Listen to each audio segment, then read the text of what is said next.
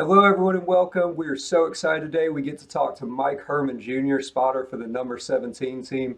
Mike, we're so happy to have you with us heading into this Talladega race. I just want to go ahead and kick it off. Is this one of the busiest races of the year for you, being a super speedway? Yeah, absolutely. All the super speedway races are extremely busy for the spotters. So Talladega is exceptionally busy. It's a big, bad, fast, wide racetrack. So there's a lot of action nonstop, and so you just got to be up on your toes, and you definitely stay busy all day. I mean, when we listen to all the spotters on the radio, I feel like you probably get in more words per minute than most of them, and that's a high bar to clear among that group. What's sort of your mentality when you do talk through that, trying to provide so much information to the driver in the middle of the race? Well, my first thought process is just like I handle any racetrack. I mean, I spot basically the way I wanted to be spotted for when I drove. So I basically try to subconsciously put myself in the car, and that's my view that I'm basically looking at, even though I'm high above. Um, so then when it comes to talking about the flow of information, you really try to flow the information quickly to get those words per second in, really. But you want to make sure that the driver is going to be able to process all that information, because um, uh, if it's just auctioneer talk, then a lot of times an auctioneer is a lot for entertainment and excitement and that kind of thing, where I'm really the opposite of that. I don't really want to be exciting, because I want to keep the whole situation calm, but you want to flow the information quickly, but, also in a way that the driver can process it and use that information to make the right moves on the racetrack. Right. So I wanted to ask you about that. You have a distinguished late model career. How much do you think being a former driver helps you with your job being a spotter on these well, really for you it's on Monday, Tuesday, Wednesday, Thursday, Friday, Saturday, Sunday that you're spotting. You're everywhere.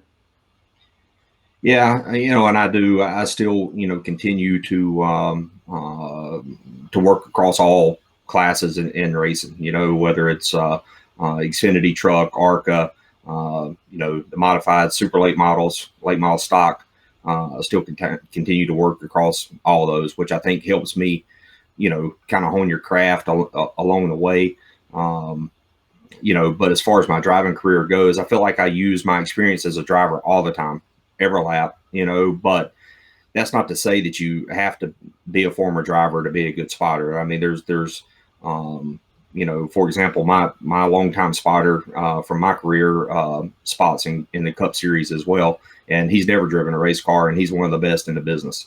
Um, so you don't have to be a former driver. But in my situation and a lot of others up there, it's about half and half. I'd say about 50%, or maybe trending a little bit more now, are former drivers. So the experience is definitely helpful, because it's real world experience. In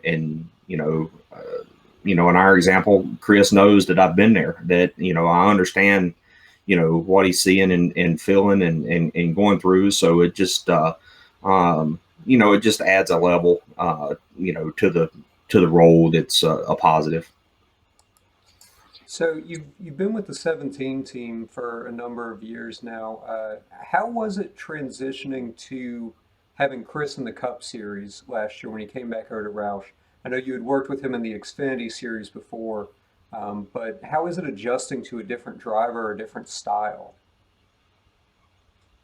Well, having that experience, we did work together in the Xfinity Series in 14 and 15. Won the championship in 2015. So that took a lot of unknowns out of the transition, because I having those 2 years under a belt and success, the ice was already broken. I knew what to expect and that kind of thing. But going into last year, the biggest change, for me, was just like for Chris and the rest of the team. With Luke coming on board, it was a whole completely new combination of crew chief, driver. So it was kind of I tried to be the mediator for being a long time guy on the 17. I was kind of that constant, but not having practice and been able to to work on things and relearn Chris's driving style, because Chris's driving style is definitely different. He's really calculated. Really thinks about each and every move that he makes on the racetrack, and he's probably I always say he's cut out of the mold of a Mark Martin. He's real similar to Mark. Mark was a really good long run driver, a lot of give and take on the racetrack and that kind of thing. So just relearning how Chris drives, and especially it's different from being in the Xfinity series to racing into the Cup series with the level of competition that there is. So it was a little bit of transition that could have been helped with some practice, but it's that was the cards that we were dealt, and just takes a few weeks, but it's it works itself out. All right, so I want to get to Talladega here because it just feels like there's so much for you to process on top of the stand there. I mean, how are you dealing with your guy in the middle of three wide, but looking ahead to see, where the runs are coming, all of that? I mean, can you just go through like everything that you're trying to process in the middle of a lap at Talladega? Yeah, you prioritize things, like being in the middle of three wide. Once you establish that you're in the middle, then that's going to hold true until I say different, and until I say we're clear either direction, or it changes back to two wide, or you potentially go four wide at Talladega. So you look for those type of things. So you prioritize that, and once you establish your positioning on the racetrack, then you start looking for primarily a path forward. Especially you have to identify whether you're on offense or you're on defense. If you're in a defensive mode, you usually have some contenders that that you're competing for the win directly behind you. So you're trying to hold those guys off to keep your track positioning. Or if you're on offense, the guys that are the contenders to win the race are in front of you, and you got to try to find a way around them. Or maybe it's not time to try to get to the front. Nowadays, the stats show that you do want to try to be in the top five as much as you can. That that the big accidents usually happen closer to the front of the field now than they used to with the big runs and the people trying to block those big runs. So you just kind of put everything in order of importance to try to establish a good flow of things. But so you really have to have a really broad picture of what's going on. A spotter can't focus just on their car all the time. So you're working in tune with the driver, because he's still using his tools inside the car a ton as well. The mirrors and Cup cars have a ton of mirrors on them nowadays at plate racing. So it's good for the spotter to know those views of what he can see and what he can't see. Because I primarily would try to protect his blind side, which would be the extreme right rear of the race car, more so than anything else, which is probably the toughest spot of the car for our angles that we work as well. I mean, because the spotter works off of a ton of angles and a ton of anticipation.